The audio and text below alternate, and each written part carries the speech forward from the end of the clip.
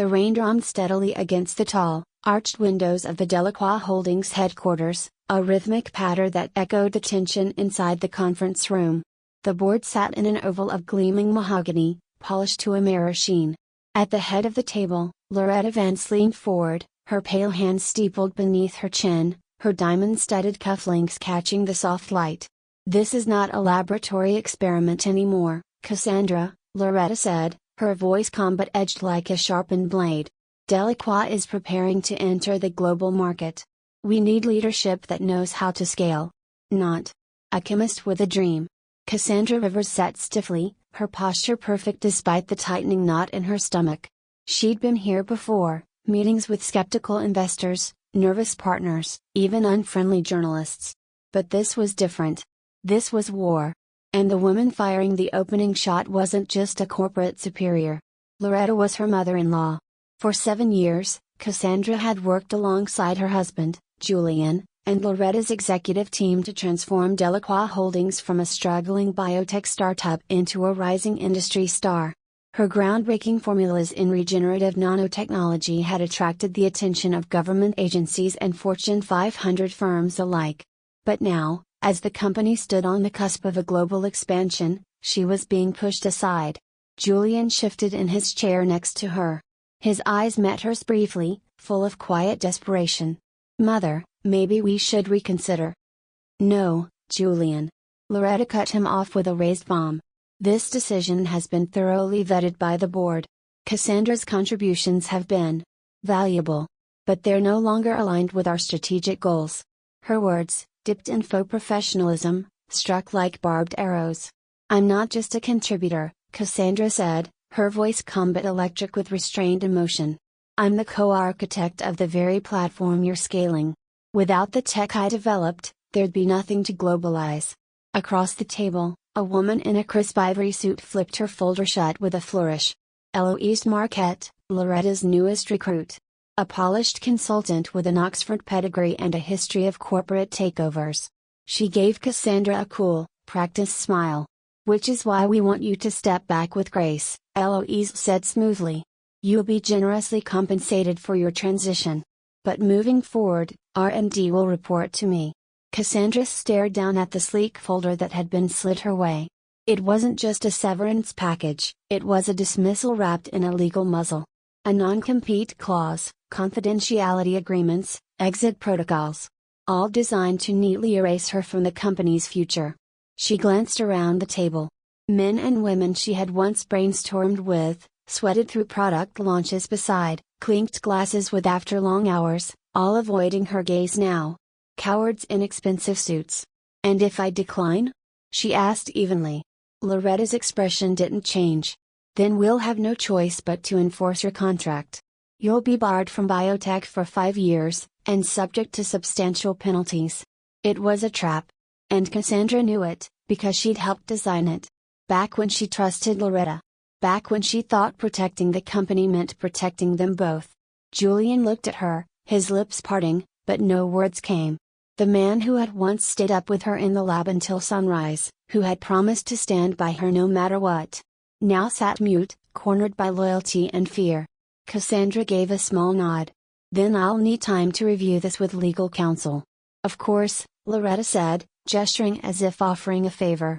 "But I expect your workspace cleared by this evening. Eloise has onboarding meetings starting at 8 a.m. tomorrow." Cassandra stood, gathering the documents into her briefcase.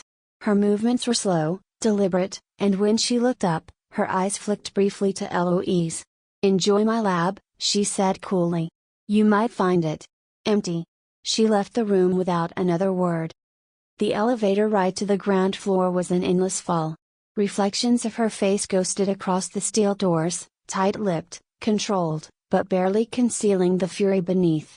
As the floors blinked past, memories surfaced like specters, the all-nighters working on the first tissue regeneration prototype, the moment they secured their first military contract, the night she and Julian toasted to their future on the rooftop of the old Delacroix warehouse.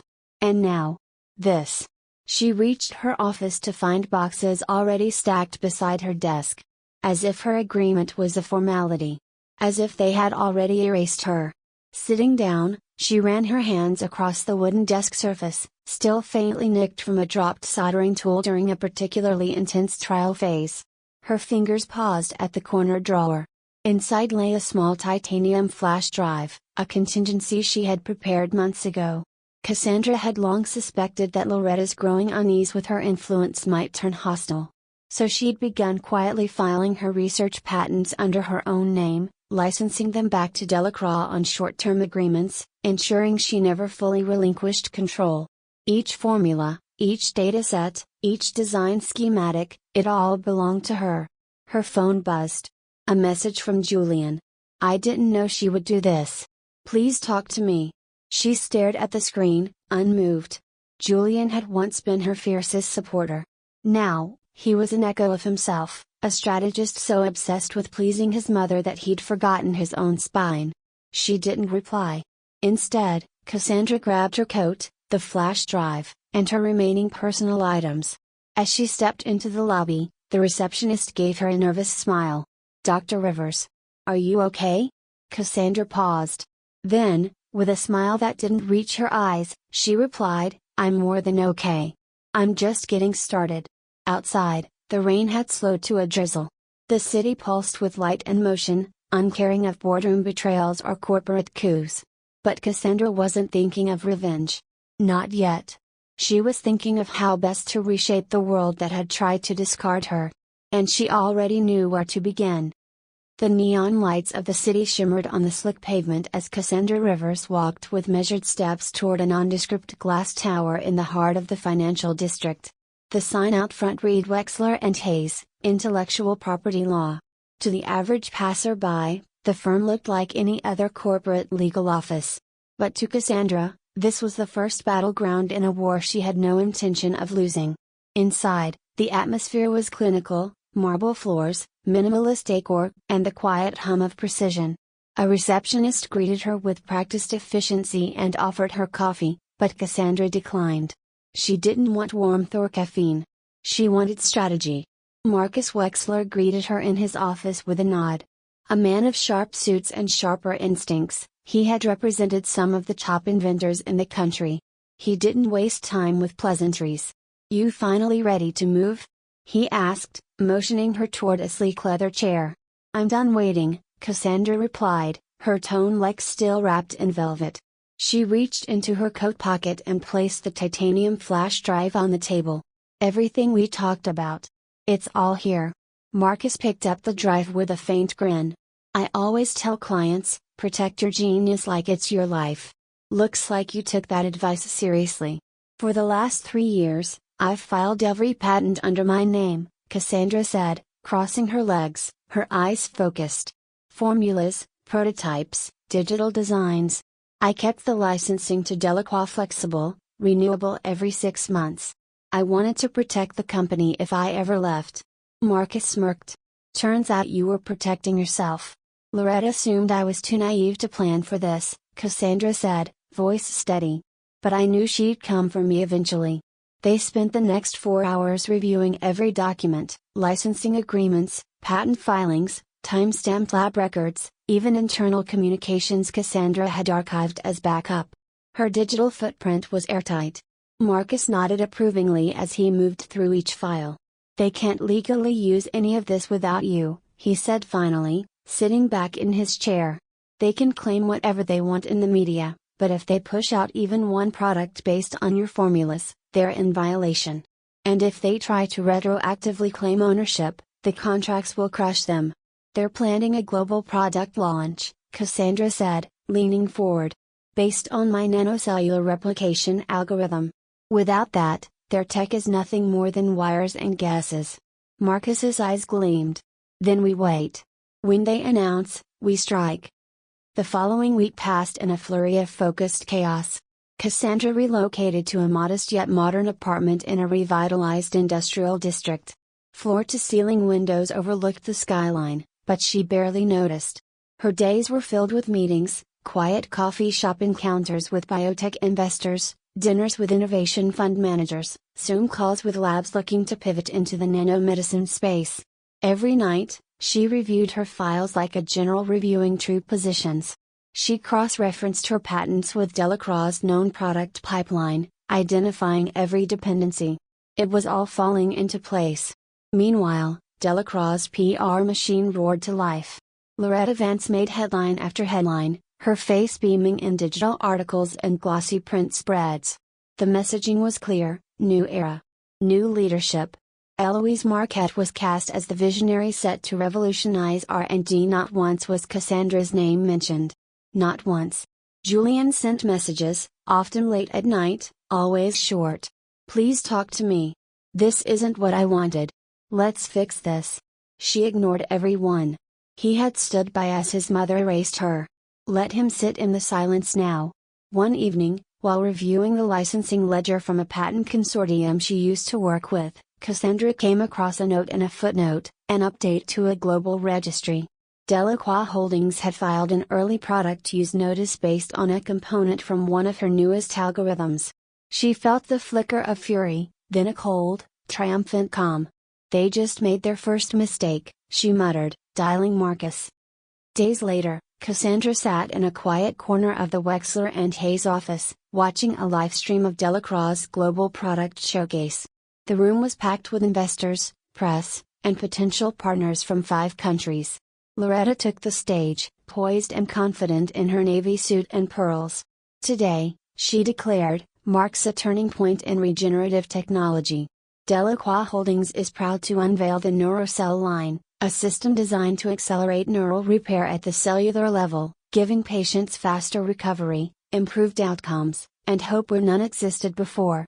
Behind her, Eloise stood like a statue of success, flashing smiles for the camera.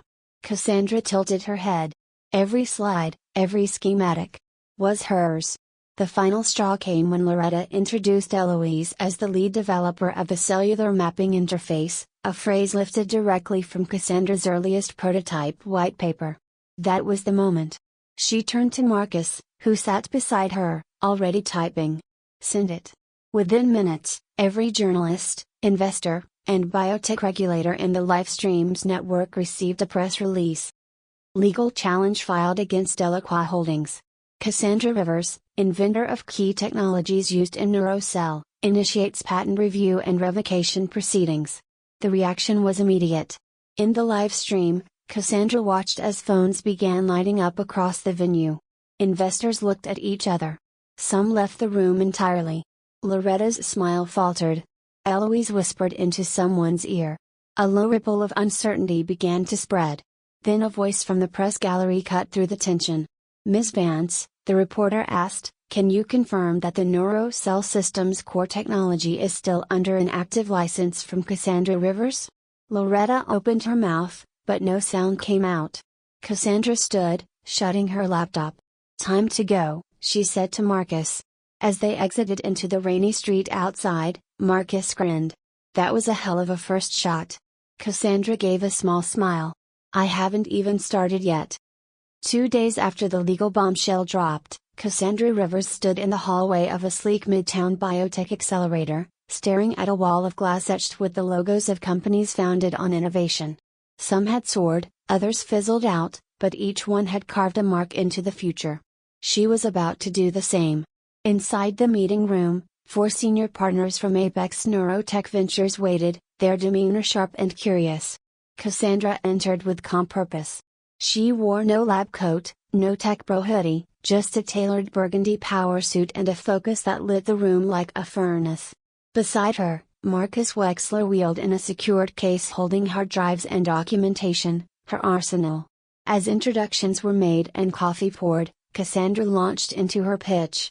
My name is Cassandra Rivers, she began. You may know me as the former Chief Innovation Officer at Delacroix Holdings. But what you may not know is that the technology behind their NeuroCell product line, the centerpiece of their upcoming IPO, is mine. Every line of code. Every molecular process. Every breakthrough that got them here. She let that sink in. No theatrics. Just truth. And what I'm offering you, she continued, is the next step. Not a lawsuit. A leap forward. The pitch wasn't a vengeance play. It was vision. Cassandra outlined a new frontier in regenerative nanotech, building on the work she was now legally pulling out from under Delacroix. a modular platform capable of treating neurodegenerative disorders, spinal injuries, and rare autoimmune conditions. Not just faster healing, but targeted, predictive regeneration. The room, once cautiously polite, became electric with interest. "What's your ask?" one of the partners finally said. "Funding, lab space, and your backing to launch a fully independent venture," Cassandra replied. "I retain majority control. You get exclusive first rights. And we do it fast, before Delacroix can even rewrite their launch plans." Marcus slid over a thick folder. "Their patents expire in less than 3 months. They can't legally use her tech beyond that window without severe consequences. Workarounds will take years." The partners exchanged glances. One tapped the table slowly, already doing mental math. "We'll want exclusivity across neurotherapeutics," the woman at the head said. "But if what you're showing us is real, we'll build your lab yesterday." Cassandra smiled. "I only deal in real." As Apex Neurotech prepared term sheets and began running due diligence, Delacroix floundered. The press picked up Cassandra's story fast. Wired, TechCrunch, and the New Science Ledger all ran headlines like "Inventor Strikes Back, Cassandra Rivers Files Patent Challenge Against Delacroix Holdings." Delacroix's crown jewel built on stolen code? The damage to Delacroix's reputation was swift and brutal. Investors began asking uncomfortable questions. Legal analysts on business networks dissected Cassandra's contracts on live TV, unanimously agreeing Delacroix had overreached. Cassandra watched from her apartment, curled on the couch with a mug of tea. She wasn't celebrating. Not yet. Because this wasn't the win. Not yet. Her phone buzzed. A familiar name flashed across the screen. Julian. She ignored it. Then came a knock on her door. When she opened it, he stood there, rain-dampened and exhausted in a suit that looked slept in. "I just want to talk," he said softly. Cassandra didn't invite him in. She stood in the doorway, arms crossed. "You stood there while your mother tried to erase me," she said. "And now you want to talk?" "I didn't know how far she'd go. I never thought." "You never thought I'd fight back," she finished for him. He looked ashamed. "Please. Is there any way we can fix this?" She tilted her head. "You think this is about us?" "I don't know what to think anymore," he admitted. "But I know I made a mistake." Cassandra nodded slowly. "You did. And now I'm making moves that have nothing to do with fixing us, Julian. I'm fixing what she tried to destroy." As she closed the door, she felt no regret. Only clarity. Back at Wexler and Hayes, Cassandra and Marcus prepared for their next move. They had everything lined up: public awareness, legal filings, and now a war chest from Apex Neurotech. But the final blow would come at the moment of Delacroix's IPO. "They're still pushing forward," Marcus told her. "They've moved the date up by a week, probably hoping to get in before the licensing window closes." "Desperate," Cassandra replied, scrolling through a leaked investor presentation. "They think they can bluff the market." Marcus chuckled darkly. "Let's call that bluff." On the morning of the IPO, Delacroix staged a grand media event. The stock exchange floor was decorated with banners, and cameras flashed as Loretta Vance stood on the podium with Eloise at her side. But as the market countdown began, a series of alerts began lighting up phones around the room. Emails. Press notifications. Social media buzz. Breaking: Cassandra Rivers files injunction to halt Delacroix IPO over IP infringement. Patent showdown threatens tech giant's market debut. Reporters swarmed the podium. "Ms. Vance, is it true the NeuroCell line is built on patents that will expire in 60 days? Is Cassandra Rivers filing for damages? Will the SEC investigate?" Loretta's mask cracked. Eloise looked frozen. No one clapped when the bell rang. Later that day, Cassandra held her own press conference in a modest midtown venue packed with reporters. "I'm not here to destroy a company," she said. "I'm here to defend the truth. The NeuroCell line is mine. And no one, not even a titan like Loretta Vance, gets to erase a scientist's work and take credit." The crowd erupted in applause. She stepped off the stage with Marcus at her side. The next phase was already in motion. Apex Neurotech had just wired her first round of seed funding. The legal injunction had landed in federal court. And most importantly, Delacroix stock was tanking. As Cassandra stood at her window that night, watching the blinking lights of the city, she didn't feel revenge. She felt freedom. The quiet kind. The kind that comes when you finally stop begging for recognition, and start taking it. The war wasn't over. But Cassandra Rivers had just won the first battle. The morning fog hung low over the city, casting a pale haze across the skyline as Cassandra Rivers stepped into the sunlit atrium of the Apex Neurotech headquarters. The building, once a defunct pharmaceutical research hub, now buzzed with energy. Engineers, analysts, and innovators bustled through the glass-paneled corridors, many of them handpicked by Cassandra herself. She had been quiet publicly for the last 2 weeks. Not out of fear, out of strategy. Let Delacroix writhe under the weight of its own overconfidence. Let them flounder while she worked, while she gathered every document, every hidden thread of the conspiracy that had pushed her out of the company she helped build. Marcus Wexler had been relentless in uncovering internal communications. Through a former compliance officer, he'd secured confidential meeting notes, some dating back nearly a year before Cassandra's ousting.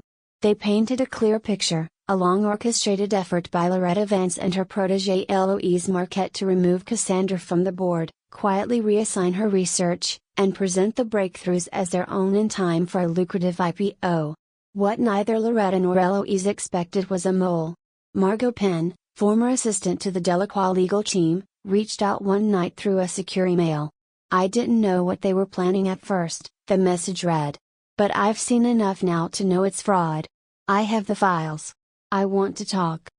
The next day, Cassandra met Margot at a quiet cafe just off 11th Avenue. The young woman looked nervous, glancing over her shoulder as she slid a sealed folder across the table. Internal emails. Red-line draft agreements. Even communications with the IPO advisory team, Margot whispered. "They've been manipulating the patent records to obscure your authorship." Cassandra opened the folder. The contents were explosive. In one thread, Loretta referred to her as a strategic liability. In another, Eloise requested modifications to product blueprints, swapping Cassandra's initials on formula drafts for anonymous placeholders. Margot's eyes flicked up. "I'm scared," she admitted. "I signed an NDA. And if they go down," Cassandra said, "they'll try to drag you with them. But if you help me, publicly, you'll be on the right side of this when it all unravels." Margot nodded slowly. "Tell me what you need." Meanwhile, Julian continued his weak attempts to reach Cassandra. Calls, texts, voicemails, most of which she ignored. But then came the call that shifted the tone. "She's holding an emergency board meeting," Julian said flatly when she picked up. "Tomorrow morning. She's going to try and force the board to sue you. Personally." Cassandra didn't flinch. "She's panicking. You should be careful," he added. "She'll burn everything down if it means saving her image." "She already tried," Cassandra replied. "Now it's my turn." The next morning, Cassandra dressed not in black or red, the usual war colors of corporate combat, but in soft gray. Controlled, neutral. Like steel hidden in fog. She met Marcus in the lobby of Delacroix Holdings, both armed with boxes of evidence and a calm that was far more dangerous than rage. "Are you sure about this?" Marcus asked as they rode the elevator. "Absolutely," Cassandra said. "They tried to erase me. Now I'll remind them who built this house." When the boardroom doors opened, conversation stopped.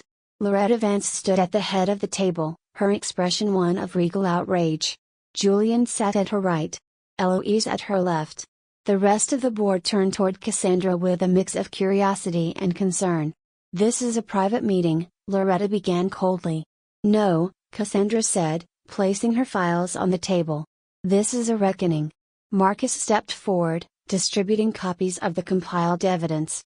"What you're about to review," he said, "details a systematic effort to misappropriate intellectual property, manipulate investor disclosures, and commit regulatory fraud." Loretta's mouth parted in shock. "This is nonsense." "Is it?" Cassandra interrupted, opening one of the folders. "Because here's a contract you signed acknowledging limited use licensing of my patents. Here's an email where you instructed Eloise to scrub my name from our research notes. And here, She tapped another page, is an internal strategy memo titled Post-Rivers IP Consolidation Plan. Eloise looked physically ill. Loretta's facade finally cracked. This is revenge. You're bitter because you were replaced. No, Cassandra said evenly. I'm angry because you lied, stole, and tried to build your legacy on my back. The chairman of the board, a stern man named Bryce Holden, raised a hand for silence. Let her finish, he said, his gaze locked on Loretta. We need to understand what's at stake. Cassandra spent the next 45 minutes presenting her case, methodically, unemotionally, with receipts for every accusation. The room grew stiller with each passing slide. No one interrupted. Not even Loretta. When it ended, Bryce turned to Eloise. Do you deny any of this? Eloise looked down at the table. No, she whispered. It's all true. Gasps rippled through the room. Loretta's voice trembled as she stood. I did what I had to. The company. The company, Julian said, finally speaking, was built by her. And we're not going to destroy it to protect you. Loretta's eyes widened. You would turn against your own mother? I'm standing with what's right, he said. Something I should have done a long time ago. The vote was swift. Loretta Vance was removed as CEO of Delacroix Holdings by unanimous board decision. Eloise Marquette was placed on administrative leave pending further investigation. Cassandra was offered a formal settlement and a licensing renegotiation. She declined both. I don't want to fix what you broke, she said. I want to build something better. As she walked out of the boardroom, Julian caught up to her. I know I've lost you, he said. But I just wanted to say, thank you. For standing up to her. For showing me what real strength looks like. Cassandra gave a small, tired smile. Then do something with it. Make this company honest again. He nodded, watching her walk away, her presence unshaken even as the empire behind her began to crumble. Later that night, Cassandra stood in her new lab at Apex Neurotech. She stared at the logo freshly printed on the glass wall. Rivers Regeneration Systems. A division of Apex Neurotech. The future wasn't something she was chasing anymore. It was something she was building, one patent, one partnership, one truth at a time. And she had no intention of ever letting anyone take it from her again. 6 months later, the world looked very different from the top floor of the Apex Neurotech Tower. The once vacant lab spaces buzzed with activity. Rivers Regeneration Systems, now an independent division under Apex's banner, had grown from Cassandra's blueprints into a full-fledged medical innovation powerhouse. Her patented neurocellular mapping system had entered clinical trials with astounding early results. Hospitals across the country began requesting demonstrations. Competitors scrambled to keep up. Venture analysts dubbed her the silent queen of biotech, a force no one saw coming, until she was already 2 steps ahead. The past, however, hadn't disappeared entirely. It had simply been reduced to background noise, like static on an old radio. Delacroix Holdings, under interim leadership, was still recovering. The IPO had been shelved indefinitely. Loretta Vance had resigned from all her board positions, citing health reasons in a statement so sterile it could have been machine-generated. Eloise Marquette's reputation had imploded. An internal audit confirmed Cassandra's allegations, and the company barely escaped a full SEC investigation by agreeing to a quiet settlement, and an even quieter apology. Not that Cassandra had needed either. She had moved on. Built her new world. Reclaimed her name. Still, when a slim package appeared on her desk one morning, addressed in tight handwriting she hadn't seen in months, she paused. Inside the box was a small, handcrafted figurine, a molecular model she'd sculpted during her first year of grad school. The one that had always sat on her desk at Delacroix. Along with it, a note. This belongs with its creator. Thank you for teaching me what real business looks like. Julian. She stared at it for a long moment before gently placing the model on a shelf behind her. Not as a token of sentiment, but as a milestone. Proof of where she started, and how far she'd come. Later that afternoon, Cassandra stepped into the auditorium of the Atlanta Innovation Summit, where she was scheduled as the keynote speaker. Industry leaders, medical pioneers, and rising STEM scholars filled the room. It was a full-circle moment, only this time, She wasn't someone's brilliant wife or a silent partner in a boardroom. She was the name on the banner. As she stepped onto the stage, the applause was thunderous. 6 years ago, Cassandra began, I walked into a boardroom believing I was part of a team. That my work spoke for itself. That innovation alone would earn me a seat at the table. I was wrong. The room quieted. I was told I didn't understand business. That scientists weren't leaders. That credentials mattered more than contributions. She let the words hang in the air. But here's what I learned: success isn't about having a title or being allowed in the room. It's about knowing your worth, and walking away from places that don't recognize it. Heads nodded. Some people clapped. Others sat in silent recognition. You don't need to be loud to be powerful, she continued. You just need to be undeniable. She closed with a message directed not just at the boardrooms of the world, but at every young innovator watching. You don't have to wait for someone to give you permission to lead. You don't need a perfect pedigree, or a seat next to the CEO. You need vision, resilience, and the courage to build something of your own. The standing ovation was immediate. That evening, back at her apartment, Cassandra curled into a corner of her couch, sipping tea as rain painted the windows in streaks of silver. The city skyline glowed in the distance, alive, relentless, and beautiful. Her phone buzzed. A message from Marcus. FDA approval pending. Board's ready to celebrate tomorrow. You're the guest of honor. She smiled. It was a different kind of victory now, not about proving people wrong, but proving herself right. Just then, a new notification popped up, an invitation to join the National Council on Medical Innovation. A spot once held by people like Loretta. Now offered to her. She stared at the screen for a long moment before replying. Happy to accept. Let's change the future. A week later, Cassandra walked through the halls of a children's rehabilitation hospital where her technology was being piloted. Nurses guided young patients using prototypes of her neural repair systems, tools once shelved in drawers by executives who didn't see their value. A boy older than 10 looked up at her from his wheelchair, grinning as he waved a small hand that had, until recently, been paralyzed. Watch this, he shouted, pressing buttons on his recovery tablet. The exoglove flexed, and his fingers moved, slowly but surely. Cassandra knelt beside him, her throat tight. That's amazing, she said softly. The boy beamed. They said I'd never write again. But now I'm gonna be a comic book artist. Outside, as she walked toward her car, the sunlight cut through the gray clouds. It felt like the world was opening up again, like possibility was no longer something she had to fight for alone. In the months that followed, River's regeneration systems expanded into Europe and Asia. Cassandra led research initiatives, mentored underrepresented STEM scholars, and worked closely with medical nonprofits to provide her systems at cost in low-income communities. She wasn't just building wealth. She was building impact. And yet, she never forgot what started it all. That boardroom betrayal. That forced silence. That burning desire not for revenge, but for reclamation. One evening, she opened her journal to the first page and wrote, "They underestimated me. They mistook kindness for weakness, brilliance for naivety, vision for arrogance. But I never needed their permission. I only needed my own." Final reflections. If there's one truth Cassandra Rivers came to embody, it's this. You can be brilliant, loyal, and visionary, but if the room doesn't see your value, build a new room. Sometimes walking away isn't giving up, it's choosing where to plant your roots next. She had been erased, dismissed, underestimated. Now, she was undeniable. And as the world leaned in to listen, Cassandra didn't just speak. She led.